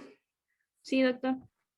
Bien, entonces, para todas las que los bebés, cuando no tienen hepatitis B, la madre, ¿qué tengo que sacar como conclusión? ¿Lo van a poner la gamma globulina específica y la van a vacunar? Sí, mi amor. ¿Está claro? Y después que le hacen todas las dosis de vacunación, ¿cómo le hacen el seguimiento del bebé? Así como te dije, al mes o a los 3 meses del coesquema, le piden antígeno de superficie para hepatitis B y anticuerpo de superficie para hepatitis B. De acuerdo a esos resultados, bueno, hacen el seguimiento para ver si el tratamiento fue el adecuado o no, para ver si no se transforma en un portador crónico. Bueno, tengamos en cuenta específicamente, toda mujer embarazada debe realizarse una prueba de detección de antígeno de superficie para hepatitis B con rutina para detectar las pacientes portadoras, ¿no? Y como dijimos, generalmente siempre son asintomáticas. Los recién nacidos de madres positiva deben recibir vacuna y gamma globulina específica para hepatitis B, intramuscular dentro de las primeras horas de vida. Los recién nacidos que adquieren la infección en el periodo perinatal tienen un riesgo del 90% de evolucionar a una forma crónica. Los pacientes portadores crónicos de hepatitis B tienen mayor riesgo de desarrollar cirrosis, falla hepática, hepatocarcinoma, más que la población general. Los hijos de madres portadoras crónicas de hepatitis B deben ser seguidas clínica y serológicamente en el primer año de vida. ¿Para qué? Para evaluar fundamentalmente la eficacia de la inmunoprofilaxis. ¿Cómo hacemos el seguimiento? Ya se lo dije, ya saben. Los pacientes que al nacimiento pesen menos de 2 kilos deben recibir una 4ª dosis de la vacuna. No opte por diferir la vacunación a menos que tenga un control serológico materno de los últimos 3 meses. ¿Estamos? Entonces los prematuros, obviamente también tengo que vacunarlos. El neonatólogo sabe una dosis específica, pero tendrá que hacer un control específico de estos pacientes. Sobre todo, nació prematuro, menos de 2 kilos, con toda la complicación que tiene, y bueno, entonces también tiene que estar protegido para que esta patología no progrese. ¿Está claro? Ningún paciente debe ser dado de alta sin su primera dosis de vacuna para hepatitis B. También, sumamente importante. ¿Alguna pregunta? ¿Duda? No, profe. No hay duda, se durmieron todos. ¿Estamos No, despiertos o profe. están dormidos? Estoy No, con la acá mano está. calambrada de escribir rápido. Ay, no, no. Lo importante es que entiendan. Y como siempre digo, Una esto pregunta. es, dentro de todo, una vez que yo lo estudié y cómo tengo que hacerlo, bueno, después sí va a tener un caso clínico para que vos veas cómo actuarías, digamos, en tu vida médica y qué es lo que tenés que hacer. Y vos viste que está todo muy protocolizado, o sea que no hay que ser, digamos, no hay que innovar nada en esto. Hacer el diagnóstico, cómo hacer el diagnóstico, el tratamiento, el porcentaje de efectividad y listo, tampoco. Pero lo Muchos importante algoritmos, es ¿no? aprenderlo. ¿Cómo? Perdón. Contenido, mucho algoritmo. Me mareé un poco, pero Qué de bueno que sea así, ¿no? Porque ojalá, bueno, esto de medicina es así, mientras tengamos más protocolos, y algo que nos ha enseñado esta pandemia, que si nos manejamos con protocolos y vamos a tener menos posibilidades de infectarnos de acuerdo a cualquier patología que fuere, y poder hacer un tratamiento adecuado, y bueno, cómo manejas una patología. Y bueno, así en tratando de que todos hagan lo mismo, ¿no? Si no, es complicado porque si nos avale, ¿no es cierto? hacemos cada uno. ¿Cómo? Mejor así nos avale, ¿no? A fines legales en caso de alguna mala Sí, compensación de la paciente. ¿y qué te parece? Seguro. Lo primero que te va a pedir el juez que esté ahí en el banquillo de los acusados, y qué protocolo utilizó usted, doctor, para hacer el tratamiento de esta paciente. ¿Entendés? Doctor, Sí. si viene una mujer con hepatitis B y dice yo quiero tener familia, ¿qué hacemos? ¿Cómo que hacemos? Claro, ¿qué se hace? Nada, hay que ver si está vacunada. Vos tenés que fijarte, digamos, tiene una Es hepatitis B positiva. crónica. Si Sí. dice que es positiva, Sí. ¿qué hacemos si ella es positiva? Por eso le vas a tener que explicar a la mujer todo, digamos, esto que estamos aprendiendo de los porcentajes de, si ella me dice, doctor, viene una consulta prenatal, yo me hice una serología y tengo una hepatitis B crónica, que ya me la trataron, lo estoy tratando con el infectólogo. Y bueno, entonces yo trataré con el infectólogo de ver en qué momento de su proceso de enfermedad viral tiene, y hablaré con ella, los riesgos que va a tener de esta transmisión vertical, y bueno, y vamos a tratar de que juntos podamos llegar a un mejor resultado, siempre y cuando sepa ella los riesgos que va a tener su bebé, ¿no? Entonces, bueno, vos ya sabes que esa paciente con hepatitis B positiva ya viene manejada con el infectólogo, seguramente ella vendrá con un control de laboratorio hepático, con un control de serología para su patología viral, con un control de carga viral de su propia enfermedad, y trataremos de ver que en el mejor momento o en el momento más adecuado pueda, digamos, quedarse embarazada. Uno, siempre digo, no es juez ni policía, uno es médico. Entonces uno tiene que explicarle los pros y los contras de los tratamientos, de las patologías, y es la paciente lo que va a terminar decidiendo, ¿no? Gracias. ¿Está bien? No sé si Jorge. Y bueno, y después el recién nacido, ¿qué les va a hacer? Lo que te dije recién. Le va a colocar la gamma globulina, la vacuna, y después el neonatólogo va a seguir el seguimiento de ese recién nacido, hijo de una madre con hepatitis B. Muchas gracias. Doc, permítame. No, de nada. Si el carnet de vacunación está completo, ¿asimismo le aplicará una dosis más de hepatitis B? En ese caso, antígeno positivo. No entiendo la pregunta, perdóname. Si la mamá tiene La un madre, carnet si la madre completo, tiene el carnet perinatal, la completo, madre embarazada, ¿me estás diciendo? claro, y si se presenta positivo, Sí. no, bueno, Tiene supuestamente, no, hepatitis B, supuestamente me estará decís. inmunizada, ¿no? Supuestamente estará inmunizada, pero si pasa Ah, con si tiene inmunosupresión, anticuerpos, si yo ahora entiendo. no si está positiva para antígeno de superficie para hepatitis B, si no tiene anticuerpo antígeno de superficie para hepatitis B. O sea, si puedo decir está correctamente vacunada esa madre, ¿eso me estás preguntando? Claro, se usted já ha visto algum caso, por exemplo, a mamá devidamente vacunada, se pode apresentar uma hepatitis B por imunossupressão, quizás. Es raro. Claro, Si está ¿no? correctamente vacunada. Nosotros como personal de salud, todos tenemos que vacunarnos. Todos estamos todos vacunados. ¿Entendés? Por eso, viste, cuando decía, hay que ver la paciente, porque por ejemplo, está bien, ya vamos a dar una clase de vacuna este año, después vamos a analizarlo porque es muy interesante. Pero por ejemplo, si la paciente tiene conducta de riesgo, o trabaja, es médica, trabaja en un laboratorio, ya va a tener la dosificación de la vacuna para hepatitis B. Ahora bien, doctor, y si una paciente embarazada, porque yo he visto que por ahí hay campañas de vacunación para la hepatitis B que la vacunan a la embarazada.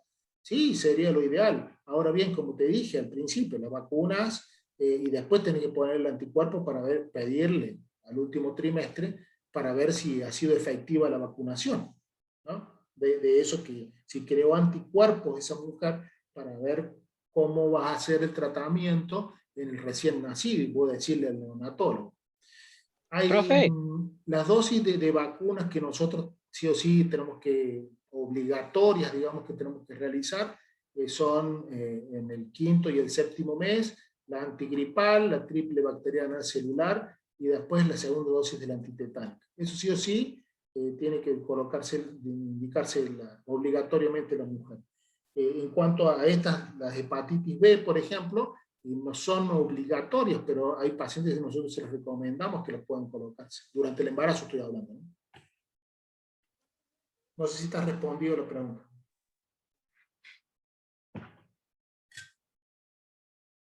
¿Está claro?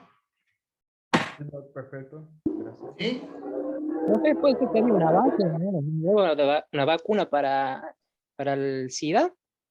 ¿Para prevenir el HIV? No te entiendo, te escuché la mitad de la pregunta. Sí, había visto que aparecieron una nueva vacuna este año para combatir, no sé si ha llegado en Argentina, para prevenir, diríamos, el HIV. ¿Qué pasa? ¿Usted si tiene conocimiento sobre esa nueva vacuna? Sí, supuestamente, a ver, no es que haya salido una vacuna. Son noticias, digamos, de los diarios y cosas así. Vos como médico no solamente tenés que guiarte con las noticias de los diarios, de los revistas, sino también leer los abstracts, vos, digamos, de donde vos veas en internet, y tienen que ser, digamos, algunas escuelas o centros, digamos, de acuerdo de dónde viene la información. A lo mejor a lo que te estás refiriendo, que digamos todo este advenimiento de las vacunas con la patología que nosotros estamos cursando en todo el mundo, ha habido, digamos, un avance muy importante en todo lo que es la microbiología. Y eso ha llevado a conocer otras patologías o a ahondar en otro tipo de patologías como el HIV. Supongo que eso me estás queriendo. Bueno, y que sí, que estaban diciendo que había a lo mejor la posibilidad de que las pacientes puedan vamos a tener un avance más importante y que prontamente en los próximos años quizás tengamos la posibilidad de que los medios en los cuales se hacen las vacunas actuales para el virus del COVID sirvan también para otros tipos de enfermedades, como por ejemplo el HIV. Supongo que eso te estás refiriendo. Claro, sí, bueno, por ahí. Sí. Ah, bueno, pero vos como ya no sos doña Rosa, viste, acá a la vuelta. O sea, que vos no te comas todo lo que dice el noticiero. Sí, no, pues le consultaba Revista porque... Gente. Bueno, si vos tenés una nota así, gracias a Dios tenemos, viste, la posibilidad de tener una biblioteca virtual permanente y andate, qué sé yo, a una página oficial, como que es el CDC de mundial, y bueno, y ahí, o el FDA de Estados Unidos, y podés entrar y ver realmente lo que pasa, ¿no? A hablar. El hombre habla porque tiene boca y la gente habla. Así, ¿no? Pero bueno, nosotros voy ahora a tener la posibilidad de poder haber llegado a este lugar y por eso tener un poquito más de estudio, ¿no? Por eso como me digo, muy Por ahí cuando especialidad. pensamos, ¿viste? Hay mucha gente que habla sin tener mucho criterio de lo que dice. Por eso siempre es importante hablar de lo que uno sabe, ¿no? Opinar de lo que más o menos uno maneja. Profe, una duda, ¿cuál es la vacuna que actualmente se utiliza para la hepatitis B en Argentina?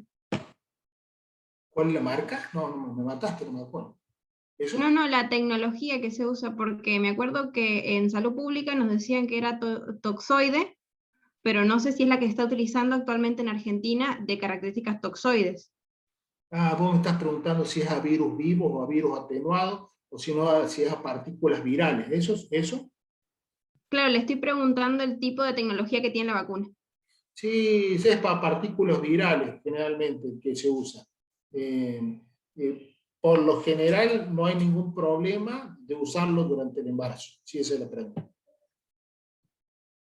Profe, también tengo una consulta. Sí.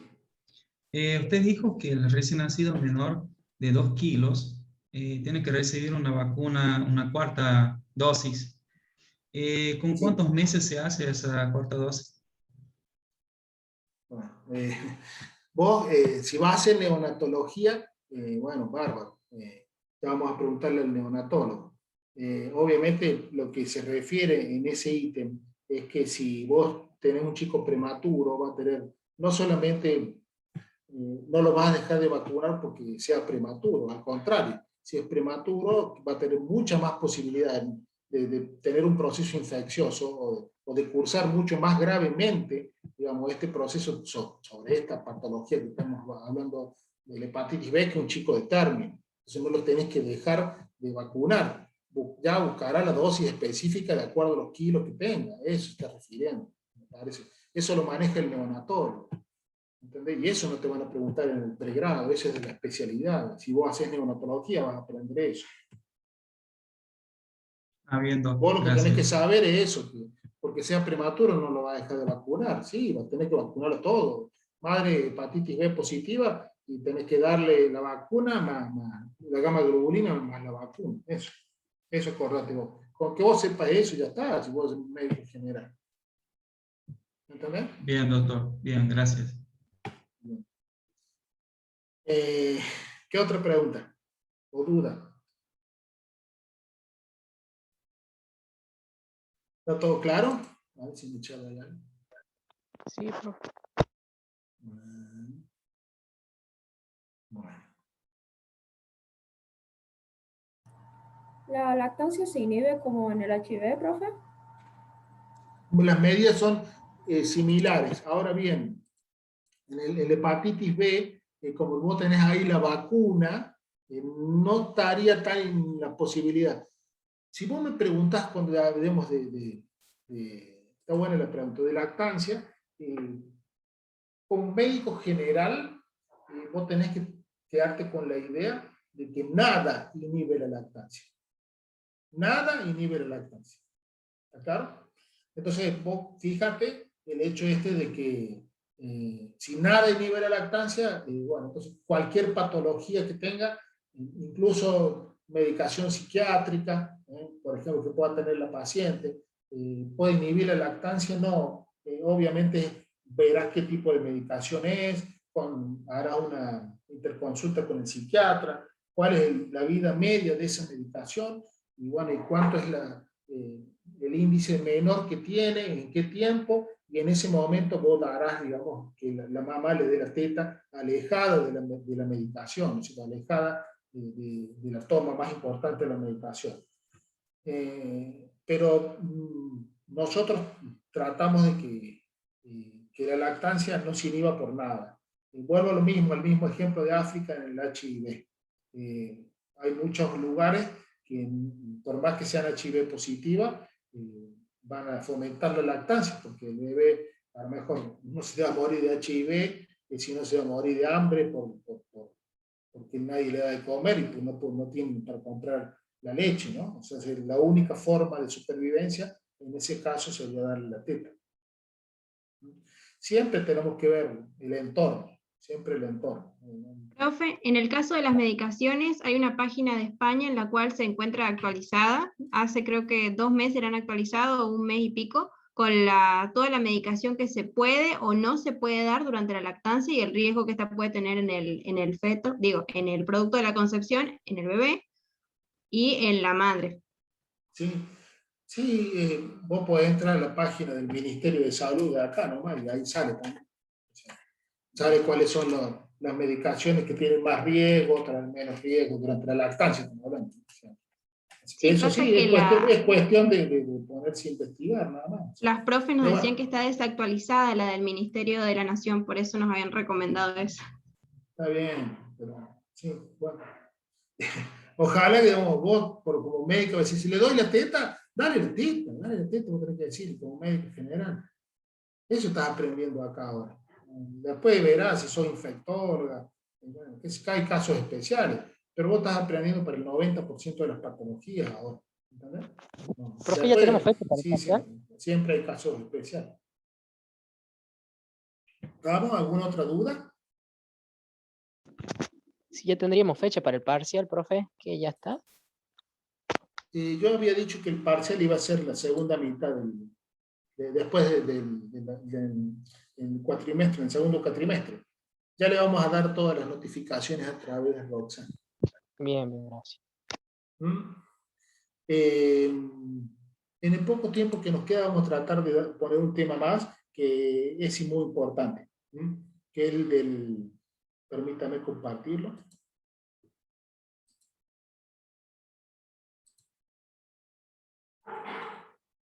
No sé si estamos viendo ahí, ¿vemos ahí? Sí, profe. Sí.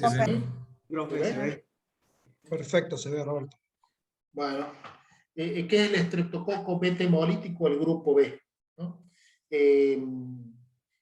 Esto ha sido reconocido durante mucho tiempo como causa de mastitis bovina, ¿no? Pero después, a principios del siglo pasado, se vio que la aportación vaginal asintomática del estreptococo del grupo B en la mujer ya existía. Entonces, y que no le traía ningún tipo de patología a la mujer, porque era como un germen propio, o sea, saprófito de la vagina. Pero en el momento del parto, el contacto en el canal del parto, digamos, del feto, podría traerle inconvenientes, no a la mujer en sí, sino también, digamos, sino sobre todo, al producto de la concepción. ¿Cuáles eran a grandes rasgos las afectaciones? Neurológicas, oftalmológicas o respiratorias. Este germen tiene una selectiva patogenicidad por la mujer embarazada y sobre todo por el recién nacido. Y es, ya dijimos, una causa importante de morbilidad materna y neonatal. Tengamos en cuenta eso. Entonces, aunque la mujer embarazada puede sufrir infecciones invasivas, la mayoría de las veces es como una portadora sintomática del estreptococo del grupo B. Este es un habitante primario del tracto gastrointestinal, pero sin embargo también puede colonizar el tracto genitourinario y la faringe, recordemos. La colonización del tracto gastrointestinal y la vagina es de gran variabilidad, y en nuestro país se ha visto que, por ejemplo, las tasas de porcentaje a nivel vaginal es de un 2 a un 16%. Entonces, tengamos en cuenta que digamos, aumenta el riesgo de infección neonatal, fundamentalmente el hecho de haber tenido a lo mejor un niño anterior con una infección por estreptococo del grupo B, sí. ¿Qué otra cosa sería lo que aumenta la posibilidad de que esta mujer tenga durante este embarazo una infección por este germen? Y la bacteriuria o la infección urinaria durante este embarazo, una corioamnionitis o una fiebre materna intraparto mayor a 38 grados centígrados, por ejemplo, la rotura prematura de membranas de más de 18 horas previas al nacimiento, y sobre todo un parto prematuro. Eso es importante tenerlo en cuenta, muy importante tenerlo en cuenta, porque estos factores, independientemente de que tengamos el diagnóstico o no de la infección por el estreptococo, van a aumentar la posibilidad de que esta madre o este bebé nuevo pueda sufrir esta patología. Y ya vamos a ver por qué es importante eso. ¿Qué manifestaciones clínicas puede tener a nivel de, ya sea la embarazada, por ejemplo? Tengamos en cuenta que la aportación genital del estreptococo por el grupo B no tiene un valor patógeno durante el embarazo, y como dijimos puede ocasionar bacteriuria sintomática, infección urinaria, coriomionitis, endometritis o una bacteriemia. Doctor, y en el recién nacido, fundamentalmente van a existir dos síndromes clínicos de infección neonatal, ya sea precoz o tardía, ¿no? Por ahí, el 85% de las infecciones neonatales son precoces, o sea, aparecen tempranamente, aunque los síntomas pueden iniciarse por ahí al 7º día de vida. El 90% de los recién nacidos afectados va a enfermar en las primeras 24 horas, debido a que la mayoría ya han tenido una infección intraútero. Y los factores de riesgo obstétricos, como la rotura de la membrana, dijimos, o prolongada de las membranas, fiebre intraparto, coriomionitis, nacimiento de parto prematuro, están presentes en las 2/3 partes de los casos de sepsis precoz por estreptococo del grupo B en el recién nacido. Entonces acá dijimos que existen como dos tipos de posibilidades de presentación en el recién nacido. Las características, por ejemplo, de un rango de edad, una infección precoz puede darse a los 0 a los 7 días, o una infección tardía de 7 días a 3 meses. La edad promedio del comienzo de la infección puede ser la infección precoz a 1 hora o tardía a los 27 días. Si él tuvo un parto prematuro, el nacimiento fue prematuro, la infección precoz es frecuente y la infección tardía poco común. Si, por ejemplo, los factores de riesgo obstétrico, ¿cómo están? Están presentes, como ya habíamos dicho, coriomionitis, una bolsa rota de más de 8 horas de evolución, por ejemplo, siempre en esta infección precoz van a estar presentes, y en una infección tardía quizás no están tan presentes como en la infección precoz. La clínica inicial, ¿cuál va a ser? La infección precoz, el síndrome de dificultad respiratoria, y una infección tardía, una sepsis o una meningitis. Y la mortalidad, van a ver que la infección precoz es mucho más alta que la tardía, que es de un 2 a un 6% aproximadamente. ¿Cómo hacemos el diagnóstico, doctor? ¿Cómo hacemos el diagnóstico de esta patología? Como ya dijimos que en cuanto a la colonización materna, el tracto gastrointestinal, el introito vaginal materno, son los principales reservorios del estreptococo del grupo B. Entonces, ¿cómo hacemos la búsqueda? También dijimos, acuérdense, que cuando hacemos el control prenatal, mínimamente una vez por trimestre tenemos que pedir un laboratorio. Dentro de ese laboratorio íbamos a pedir orina, y dentro de eso también un urocultivo. Un urocultivo por trimestre.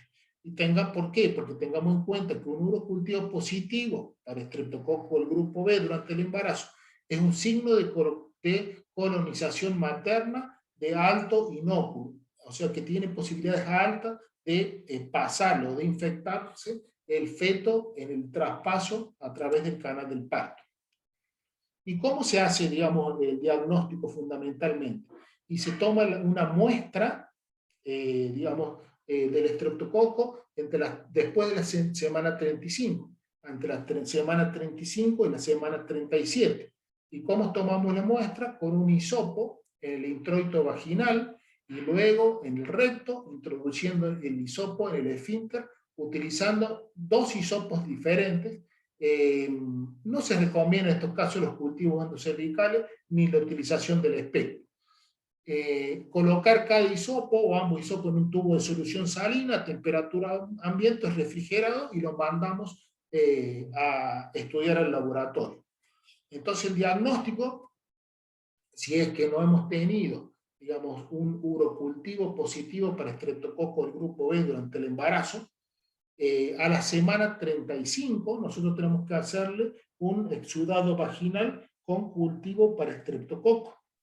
Entonces, ¿cómo se toma la muestra? Se le dice a la mujer las condiciones que tiene que tener, no tener relaciones sexuales por 3 días antes, obviamente que no esté con pérdida de sangre, y se le explica a la paciente, diciendo que le van a decir en el laboratorio, sáquese la ropita de la cintura para abajo, póngase en posición ginecológica, y va a ver que el laboratorista va a tener 2 tubos de ensayo con 2 hisopos, uno en cada uno de ellos. Y con uno de esos hisopos se lo va a introducir a través de la vagina, y lo va a colocar en el tubo, y el otro hisopo va a topicar alrededor del ano, y lo va a colocar, digamos, en el otro tubo. Eso lo vamos a mandar al laboratorio, y eso se pone en una estufa a 37 grados durante 72 horas.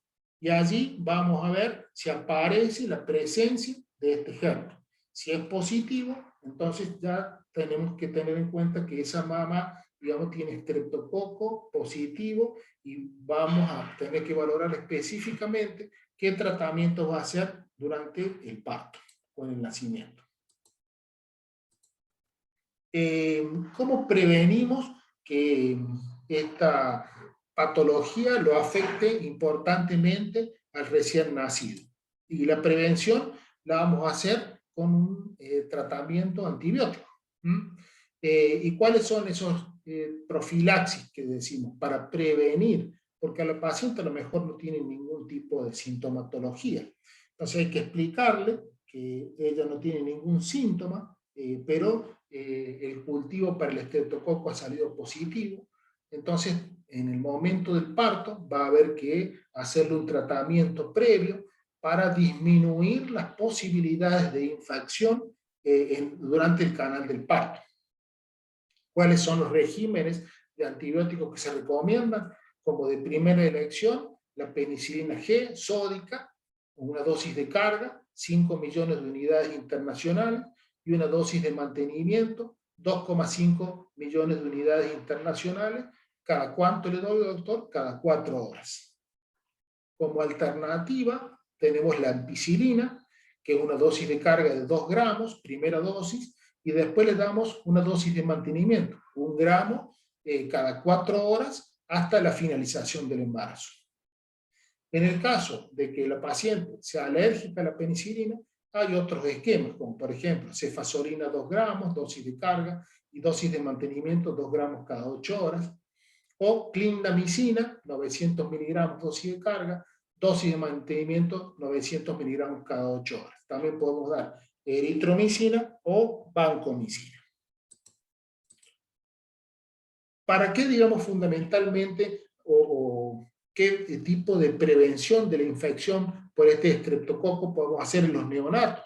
Y según el factor de riesgo, por ejemplo, como dijimos, si ya ha tenido un hijo previo con infección por estreptococo del grupo B, ha tenido una bacteriuria durante el embarazo por estreptococo del grupo B, es un recién nacido de pretérmino, menor de 37 semanas, ha tenido una bolsa rota de más de 18 horas de evolución, o ha tenido, digamos, fiebre materna, intraparto, más de 38 grados, por más que yo no tenga el cultivo o no haya tenido tiempo de hacer el cultivo, la mujer nos hizo el cultivo a las 35 semanas, lo ideal sería hacer una penicilina intraparto como profilaxis.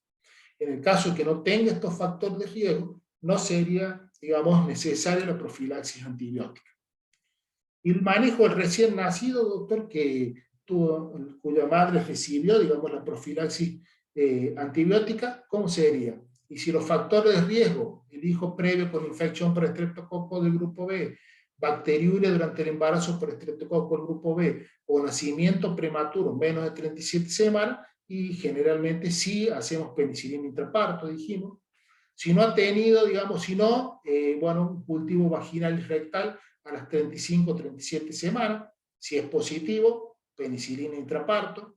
En el caso que sea negativo, no sería necesario la profilaxis antibiótica. Siempre tengamos en cuenta los factores de riesgo. Que la mamá haya dicho, por ejemplo, Sí, puede ser que la madre me dice, sí, cuando yo nací la otra vez, me exigieron que mi bebé tuvo una infección por este germen, estreptococo del grupo B, o a lo mejor nunca tomó conocimiento la madre, pero si le dijo, bueno, sí tuvo un parto normal, pero a las horas mi bebé nació bien, porque después empezó a descompensarse, tuvo un problema respiratorio y lo tuvieron que meter en incubadora, estuvo 7 días, bueno, empiecen a sospechar que a lo mejor ha sido por un proceso infeccioso, quizás por el estreptococo del grupo B, entonces ya tiene un antecedente de una infección. Va si ustedes han hecho un urocultivo positivo que ha tenido para estreptococo durante el embarazo, durante el control, y bueno, obviamente ustedes ya van a saber que para la profilaxis antibiótica van a tener que hacer la penicilina. Con respecto a esta patología, algunas reflexiones. Tengamos en cuenta que entre el 5 y el 30% de las mujeres en edad fértil están colonizadas por el estreptococo del grupo B, o sea que fundamentalmente es un germen saprófito de la vagina. De cada puérpera colonizada, solo el 1 al 2% de los recién nacidos desarrolla una sepsis precoz. El tratamiento antibiótico de las pacientes colonizadas no erradica la aportación del estreptococo del grupo B, sino para que le colocamos la penicilina, y fundamentalmente para disminuir, digamos, la cantidad de colonias de este germen que hay en la vagina. Por eso vamos a disminuir la posibilidad de infección intraparto. Pero obviamente cuando nosotros le estamos haciendo el parto y sabemos que tiene estreptococo positivo, que hemos hecho el tratamiento adecuado previo al parto, hemos hecho la profilaxis antibiótica, por más que el bebé salga bien y el parto haya sido adecuado, yo le voy a decir al neonatólogo, mirad que esta madre tiene un cultivo positivo para estreptococo que está adecuadamente tratado, pero es para que él se fije, sobre todo en estas primeras 24 horas, en la evolución de ese neonato.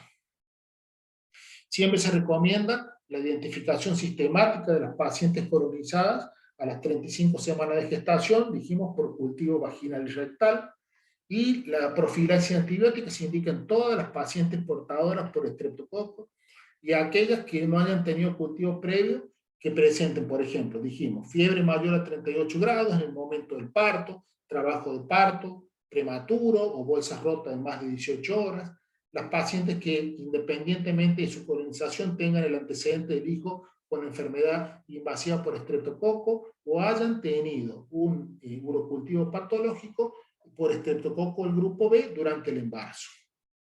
Y recordemos que el pronóstico de los recién nacidos con sepsis por estreptococo depende del diagnóstico y el tratamiento precoz, así que como también de la adecuada instrumentación de las medidas de sostén. Fundamentalmente se ha visto que haciendo una profilaxis antibiótica previa, el pronóstico de los recién nacidos mejora notablemente de cualquiera de las patologías que pueden afectar. En Argentina, tengamos en cuenta que en abril del 2006 una ley nacional obliga a realizar el cultivo universal, o sea, vaginal y rectal, para la búsqueda del estreptococo del grupo B a todas las embarazadas a partir de las 35 semanas de gestación. ¿Está claro? ¿Alguna pregunta? Sí, profe, está claro. Sí, profe. Entonces, a todas las mamás que a lo mejor, o nuestras alumnas que a lo mejor han sido mamás y no le han hecho un cultivo para el estreptococo a las 35 semanas, no es muy convincente el control del embarazo que le han hecho. Entonces ahora miren cómo estamos aprendiendo determinadas cosas que a lo mejor siempre dicen, yo ya fui mamá, doctor, y no me explicaron esto, no me dijeron aquello, no sabía de esto, no sabía de aquello. Entonces es importante saberlo, ¿no? Entonces, por eso es importante un buen control prenatal y la buena empatía con el obstetra, para que lo acompañe durante el proceso de todo el embarazo.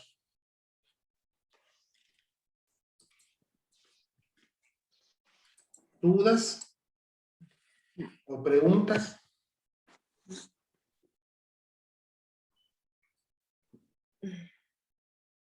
¿Está todo claro? Sí. ¿Sí? Sí. Sí. Diría un ayudante alumno, dice, fíjense bien estudien bien esto, que generalmente siempre le toman mucho el doctor Ticera, todo lo que sea Torch en los exámenes finales. Y sí, por eso estamos explicándole bien, para que ustedes no solamente aprueben bien el examen final, sino que les sirvan como para su vida médica. ¿Está claro? ¿Preguntas de estos 3 temas que hemos visto hoy? La verdad que la clase está HIV. clarísima, Roberto. Así que a partir de ahora el doctor Monge también va a empezar a preguntar Torch. de 10, Sebastián. Y bueno, Sí, no, viste no, que porque... por ahí, es lo que yo le decía el otro día, que por ejemplo me tocaba tomar una en el rotatorio y decíamos tratamiento para la sífilis, y no sabían tratamiento para la sífilis, imagínate. Entonces eso va a decir, bueno, una falla del alumno, pero también no tiene que ser una falla nuestra, porque no estamos enseñando adecuadamente. Está bien que el alumno no estudió adecuadamente, todo lo que sea, por los motivos que sea, pero bueno, nosotros tenemos que también mejorar la calidad docente, tratando de mejorar eso, para que no tengan esos baches tan importantes en el conocimiento, sobre todo en patologías tan prevalentes como estas, ¿no? Exactamente, eso es como lo que está médico por decir. general. Claro. Son patologías que las vemos todos los días, no es algo que solo dicen los libros y que las TORCH solo existen para molestar al alumno de medicina. Sí. Todos los días tenemos pacientes con HIV, BRL, pero ni hablar la cantidad de pacientes que tenemos. Claro. Entonces, y muchas veces en el interior o donde les toque trabajar, y va a haber una embarazada, le van a pedir una serología y a lo mejor le viene BRL positiva, y bueno, tienen que saber cómo tratarla. No la van a derivar a 400 kilómetros, un centro de gran complejidad, por un tratamiento para sífilis, nada más. O sea, eso, después la derivará para controlarla, bueno, ya valorará, pero el tratamiento tiene que comenzar en ese momento. Ya lo aprendimos eso, ¿no es cierto? Sí, ¿no es cierto? Bueno. Sí, Perfecto. Claro. Perfecto, entonces. Bueno, mañana tenemos los casos clínicos, así que bueno, seguramente vamos a practicar un poco sobre esto. Y bueno, ya esta es la última semana que ya tenemos clases, después ya le vamos a mandar con Roxana y los demás ayudantes para que ya tengamos el cronograma de la segunda mitad del año.